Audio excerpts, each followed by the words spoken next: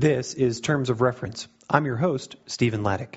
Jason Wares is managing partner of SafeWater. Founded in August of 2013, SafeWater provides water disinfection and wastewater treatment solutions in a wide variety of contexts and applications. Jason is also managing director of the Community Nutrition Partnership, which sells high-quality fresh fruits and vegetables in North Carolina's food desert zones. Jason has more than a decade of experience in international development, working for CHF International and RTI. He is now an independent consultant specializing in business environment reform and public-private dialogue facilitation. I spoke with Jason in Carlborough, North Carolina. Jason, thanks so much for being on Terms of Reference today. We really appreciate your time. Tell us what it is that you're doing today as an independent professional out there. Well, I am an independent professional who's involved in several different types of businesses. So I woke up this morning about 5. At 6, I interviewed a fellow who is in Senegal for a consulting project I have going on for the World Bank about conducting public-private dialogue in fragile and conflict-affected situations. After that, I also founded and run a business called SafeWater that provides water disinfection, wastewater treatment solutions for a number of different contexts and applications. I had some business meetings around manufacturing and delivering our product. And just before I got on the phone with you, I run a nonprofit that provides fresh fruit and vegetables in food desert zones in North Carolina. We're opening up 6 new sites in the next 6 months. So we have to start getting our farmers queued up for producing fresh fruit and vegetables for those sites. So I started dealing with the logistics of that and talking to people and getting them psyched up for some of the new stuff we have going on. Did you say food deserts? I did say food desert. That's amazing. What's a food desert? I don't even know what that is. A food desert is a place where people do not have access to fresh and nutritious food. And when we talk about access in this case, first we're just talking about physical location within a mile of their house to go buy fresh and nutritious food. Secondly, we're talking about affordability. Food can't just be physically available. It also has to be affordable. And then third, we're talking about knowledge. They have to know what to do with the fruit and vegetables once they bought it. Where I live in the Research Triangle of North Carolina, there are about 75,000 people that live in food desert zones that don't have access to fresh fruit and vegetables. So my nonprofit, the Community Nutrition Partnership, through our Veggie Van project, sells fresh fruit and vegetables and provides education around health and nutrition in those areas. You have just described either, heaven or hell for an independent professional to me. You were talking to Senegal. You're running your own 2 organizations, really, right? So you've got SafeWater and then you've got this nonprofit as well. But I want to investigate how you manage that cacophony of different responsibilities. But back me up for a second. How did you step into the aid and development world? Either, right now you're doing aid and development both in the United States and outside the States. How'd you even get it started in this career? All right, get ready for a long story. I grew up in Florida, and I went to the University of Florida where I majored in political science. If you're in Florida and you study political science, you become a lawyer. However, I knew when I graduated it was the last thing on earth I wanted to do. My father's a lawyer. I knew what a difficult and miserable profession it could be. So I went to a favorite professor and I asked him, what should I do with myself? We just got done 4 years reading about these wonderful people who had changed the world and created revolutions in their countries that improved the state of humanity. And he said I should consider going to a school called Thunderbird in Arizona, which was an international business school.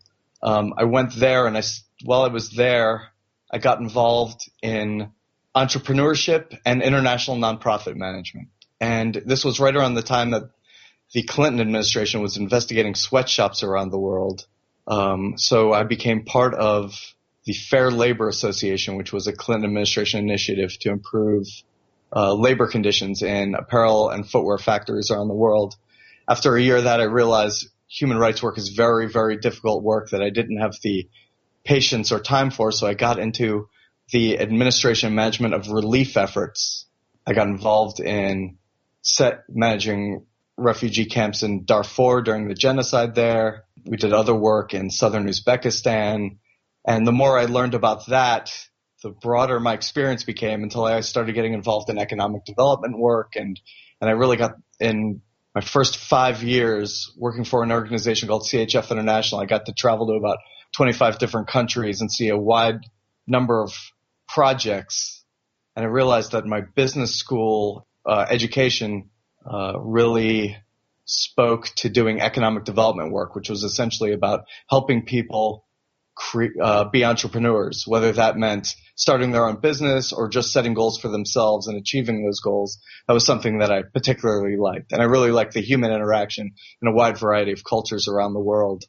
So I worked for CHF International for a while. I worked for another organization called RTI International. And after that, I saw an enormous number of opportunities that no single organization was prepared to pursue on its own. So I went independent and decided to get after as many of them as I could, whether or not they were related to, and without the constraints of having to worry about whether or not they were related to a specific mission of a specific organization. So I find myself working in hunger issues, water, sanitation, and disinfection issues, public-private dialogue, and business environment issues. And I think the common theme that unites them all is they're all about setting goals in difficult environments and finding ways to achieve those goals. Okay, I want to return to that. I'm glad that you wrapped it up that way, because I'd like to come back to that and talk about staying focused in order to be successful, because that's essentially what you're prophesizing to your beneficiaries, right? I hope so. I'm sure it's true. Tell me this, most of the people that we interview here, they come into development or aid work through some sort of serendipity. Very rarely have I ever met someone who has said, oh yeah, I knew from day one that this is where I was going with this, right? And it sounds like you had a similar path. Was that because it was difficult to know about development work when you were in college or doing your degree at Thunderbird, and has the profession developed in a way that it's become legit now, or what's your take on that? Yeah, I'd never heard it.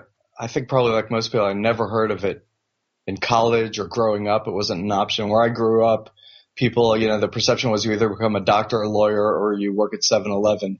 Those were kind of the career options you were presented with. So, but I thought there must be other things to do in the world. And then it's funny, my sister, who's a mathematician, was interviewing to get her PhD. And one of her professors said to her, "You're probably not Einstein, but wouldn't it still be fun to be one of his research assistants?"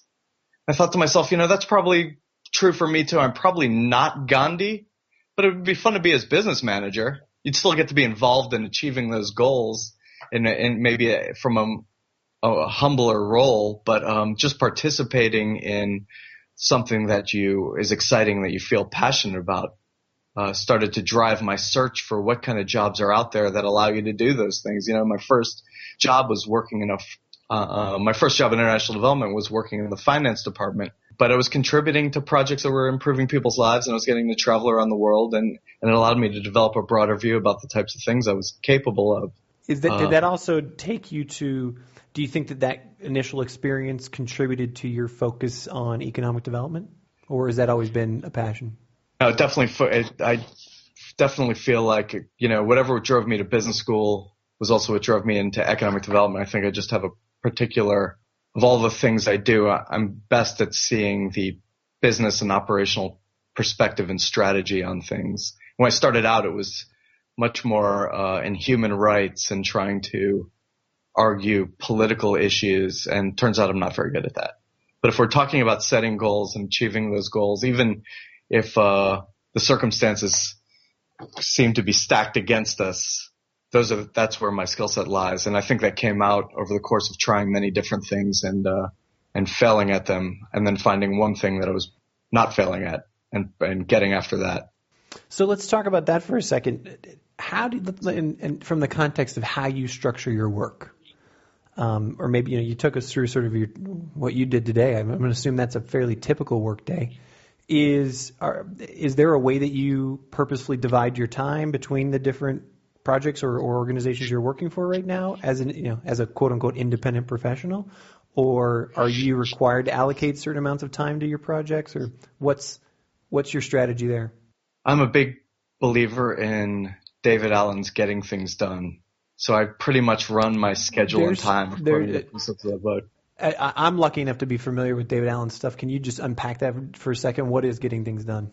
Getting things done is a way to organize your everything that's on your mind that needs to get done to reduce your stress level and accomplish more. So I maintain a number of different lists, which I'm regularly updating and checking, and each which contain everything from stuff I'm waiting for from other people to my particular next action on a given project to my, 1 year and 5 year goals. And I am regularly kind of checking and updating my list to make sure that I'm on track to achieve the things that I want to achieve, but also making sure that I have enough flexibility to handle situations and crises as they come up. But it's basically a methodology for handling all the tasks that come up to you in your daily life in a way that kind of reduces your stress and gives you the mental space to achieve what you're trying to achieve. And how does that then play into dividing and prioritizing your time between the three initiatives you're working on right now? Man, that is a good question. Let's see. And that's a tough question to answer. How do you do it? That's a difficult question. Look, there are a few. That's just a tough question to answer. I've got a few things that I have hard deliverables that I need to hit in the short term. I think there are a few answers to that question. The first set of things I have to do are hard deadline deliverables that just need to get done. That's my first order of business. So I guess at the beginning of the week when I sit down with my list, I estimate, what are the things that absolutely have to get done this week and how much time are they going to take? So imagine I look at that and I say, I have a 60-hour week. 25 hours are hard deliverables that need to get done this week. So those are that's the first order of business. Second order of business is my next action. So in my lists, for my longer term projects, I have a set of next actions. Those are the things that's the kind of second order of things that get dealt with is, next actions. And then, so if you consider those two lists together, that's probably a 40-hour week right there, but there's also a number of other things that have to get done. And those things I sort by level of energy. So after I take care of the stuff I have to get done in the short term and then stuff that needs to get done to push projects along, I have a list of things that I need to get done. And, at the end of my other work, I kind of look at them and say, how much energy do I have? And if I have a lot of energy, I'll take on one of the harder things on that list. If I just have a little, I'll take something that, I can kind of sit in front of the TV and knock out while I'm doing it. A good example is I've worked all day on writing a proposal, so I'm sort of intellectually drained, but I still have a few hours where I can be getting stuff done. I'll do the bookkeeping for the week because that just doesn't take as much energy, and I can kind of listen to a podcast or listen to music and get that done. Or I'll, another way is to have a list of things. I also have a list of things I can do in the car. So if I have a long drive ahead of me, I have a list of phone calls I need to make. So there's kind of that's a good time to knock those things out. So I guess that's the way I keep them organized. Sure. That's fantastic. I mean, it's prioritization by both deliverable and energy level. Yeah. I think those are that's my 2x2 matrix right there. Have you found that that's something that you would bring into your work with, either the nonprofit or Safe Water or this World Bank project, showing others, essentially being sort of being that mentor to others and say, hey, look, this is a successful way that I get my day done. Maybe you should emulate it? Yeah, it's funny you should mention that. When I took over at the nonprofit, I sat down with my staff and we went through essentially a getting things done exercise. The first thing we did was a complete brain dump where everybody just wrote down. We emptied everybody's inboxes. We printed out all their emails, all their physical inboxes, and this is a getting things done thing, and we dumped it all into a big box. And then we got some, those sticky note things. What are they called?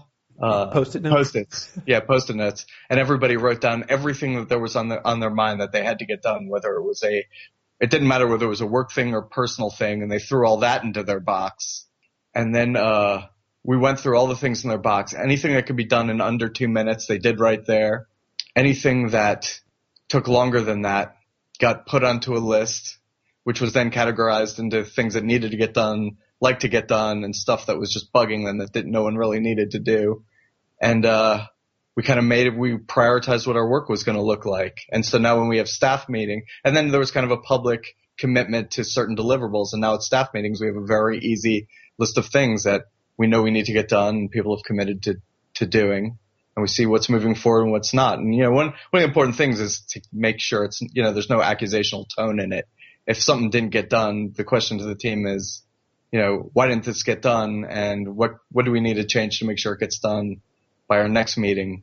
So yeah, certainly for my staff at the nonprofit, they're trained up in it. And then I think if I look at my business with my business partners, the lists we keep are all kind of based in that philosophy, and the division of labor is too. David Allen's just a good way. It's just a good stress-free way to kind of get your work organized. But the other thing is I think you have to give yourself a lot of space to blow it, to make big mistakes, and to not accomplish what you think you're going to accomplish. You have to be kind of zen about it as well. Otherwise you'll drive yourself nuts. Tell me about that. Two questions. One, what you're describing, is clearly a particular system, designed by a particular person.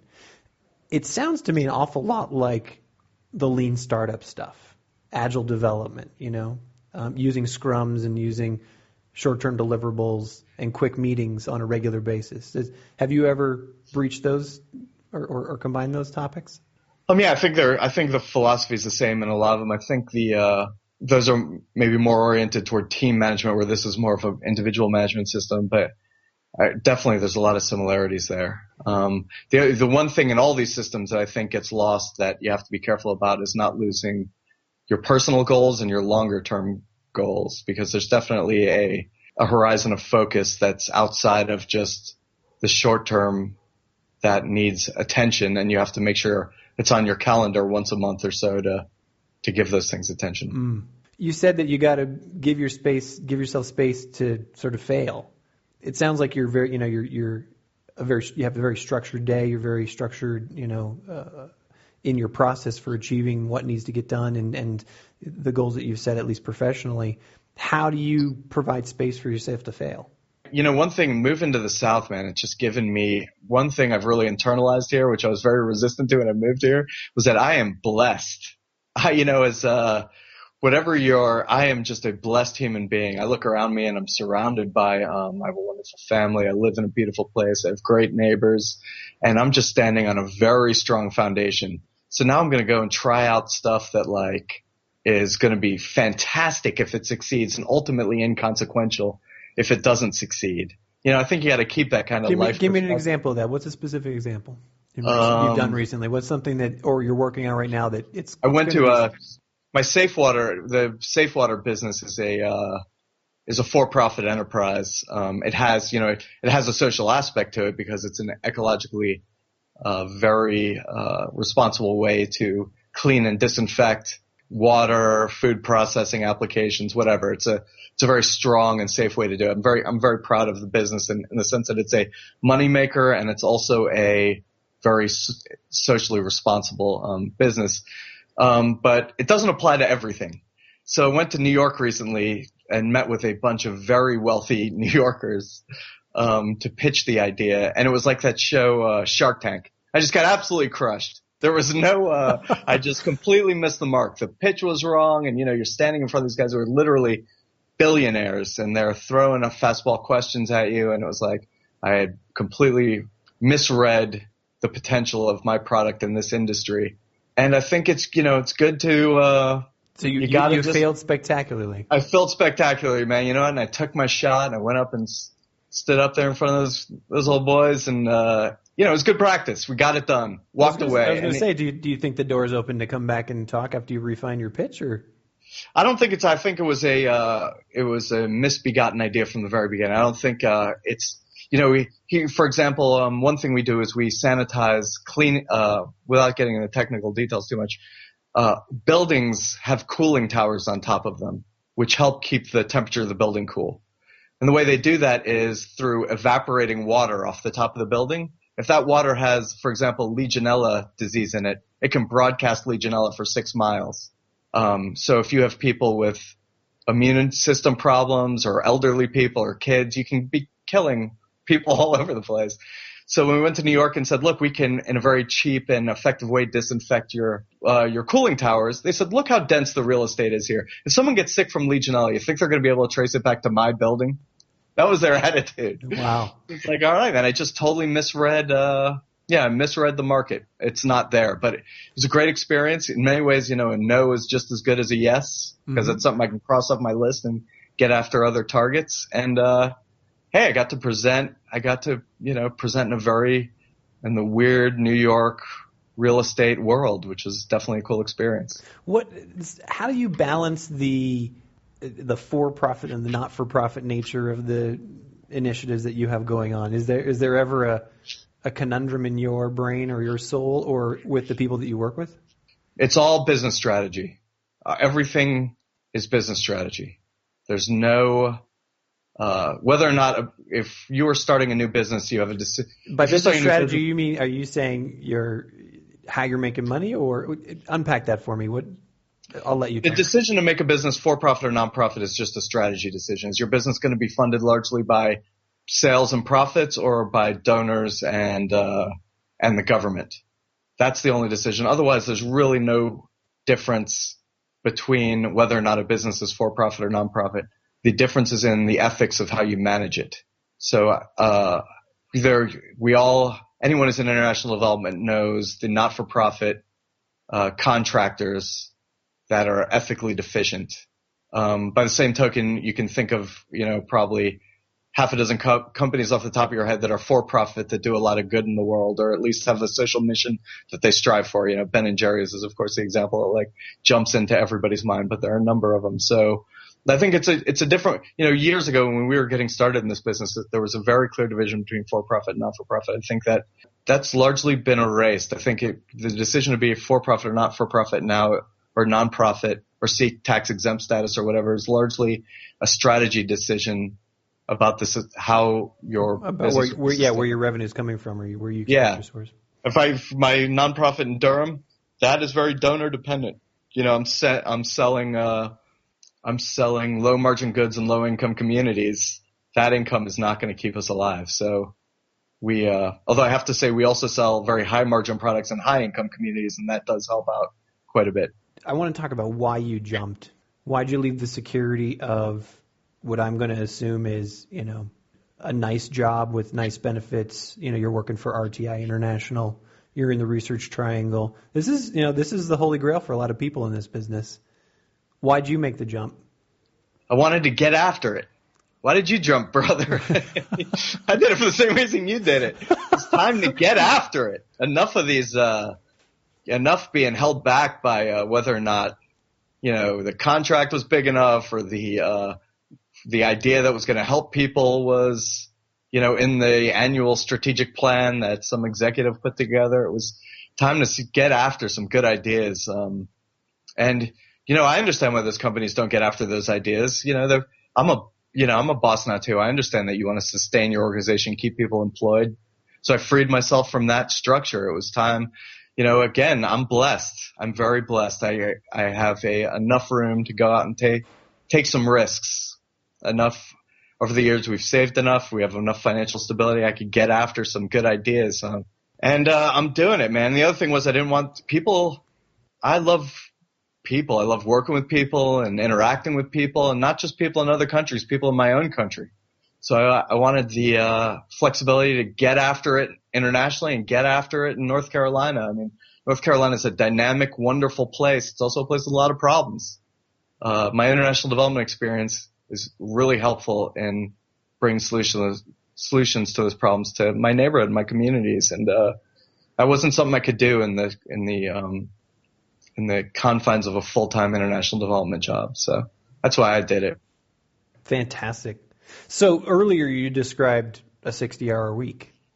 I'm going to make the assumption that can easily bleed into a 75, 80-hour week.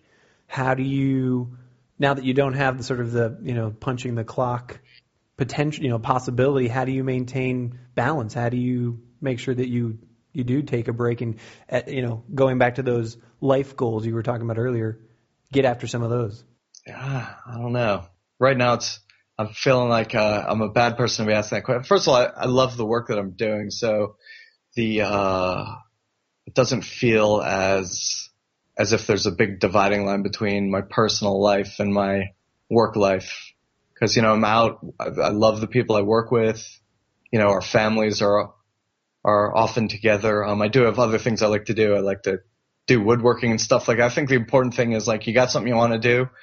It's got to get into the system. It's got to get on the calendar, or else it's not going to just happen by itself. Free time doesn't just happen by itself. It's got to get on the calendar. I also have a fitness group I've been very dedicated to, f3nation.com. Look it up if you're interested.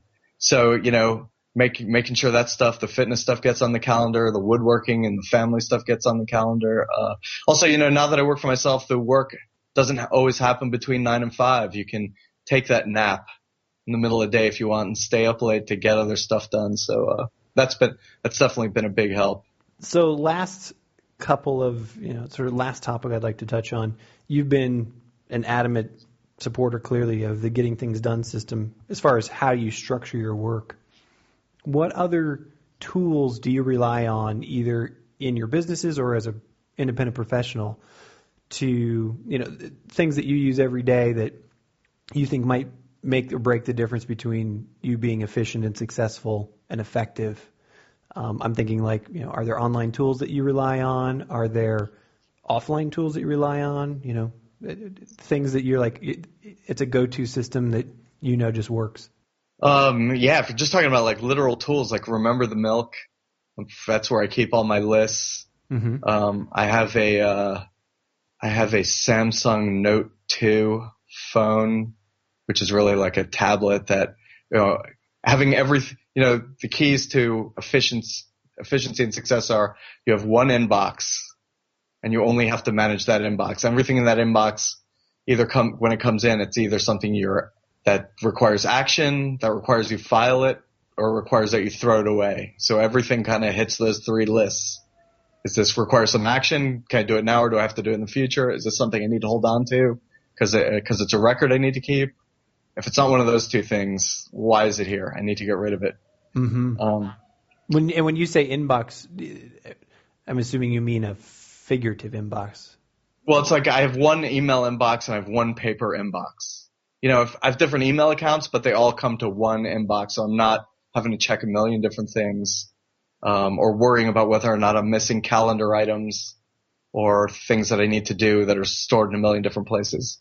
You have one email inbox where all your emails come. You have one calendar everything's kept on, and I use Google Calendar. Mm-hmm. I can access it from a million different places, my phone, my home computer, my work computer. And then I have one paper inbox. But I think really narrowing the places where tasks can come in and your schedule is kept is super important. Any specific project management tools or business development tools that you use that you found effective? Business development tools are hard to speak to because I have so many. My businesses are so varied. In international development particularly, there is no business development that's better than networking and keeping a list of people that you need to contact and how often you need to contact them. So, if it's sources of information about upcoming opportunities, you need to be in touch with those people once a quarter. And it doesn't have to be about work, if you just remember, first of all, it's important to identify people that you genuinely like and who have the same philosophy as you, because you want to be pushing a mission forward, not just kissing the ass of somebody who can throw work your way. So that's super important. But I think it's just, it's a matter of keeping on people, keeping in touch, identifying the work you want to do, and making sure folks know that you're available and ready to do that work. For my other businesses, it's a bit different because they're more direct sales oriented. So I use a lot of networking events for those. I work through personal contacts for those, and just a lot of direct outreach, calling folks up and saying, hey, I noticed this is a product or service you might be interested in. You can't be afraid to make those phone calls. And do you do anything for lead generation? Like I'm just thinking of the independent professional for, you can work your network and those kinds of things, but are there other ways to sniff out leads for potential work? Data.com. I use that quite a bit.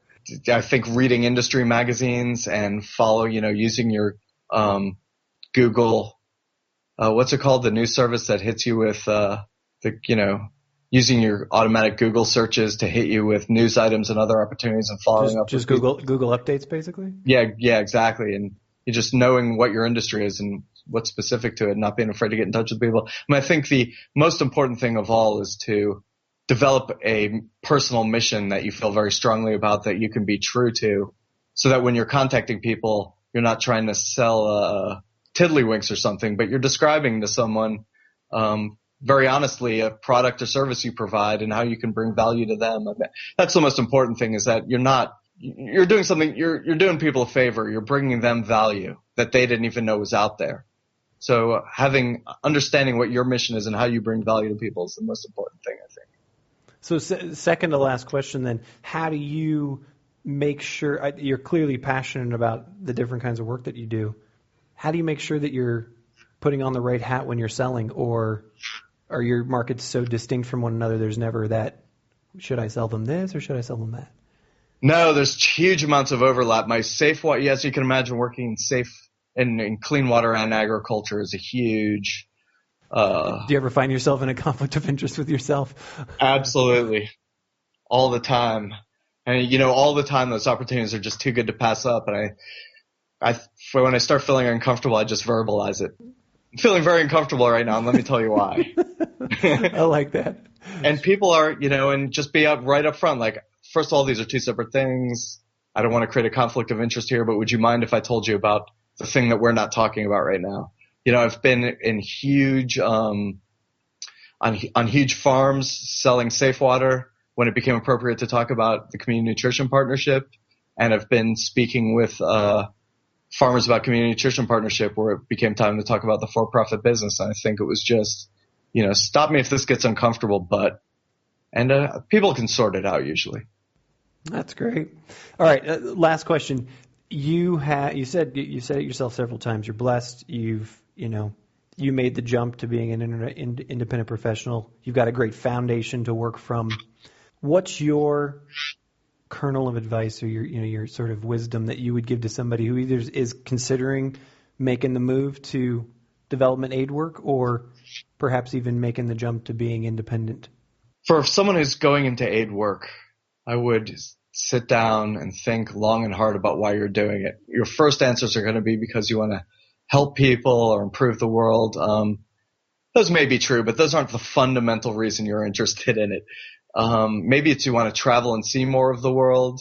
Maybe it is something else that's driving you.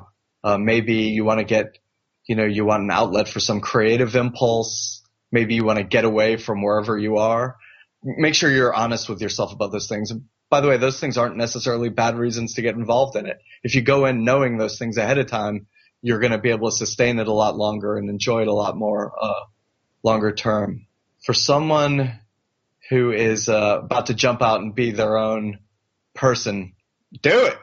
Get up and do it. Pick the date. That's what I would say. That's what I did.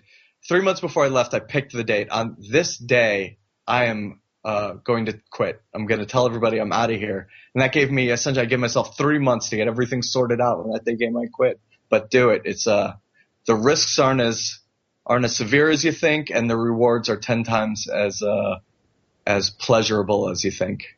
So if you're thinking about it, make the leap. Jason, thank you a million for your time today. Really appreciate it. Yeah, thanks for listening to me. It's been very therapeutic.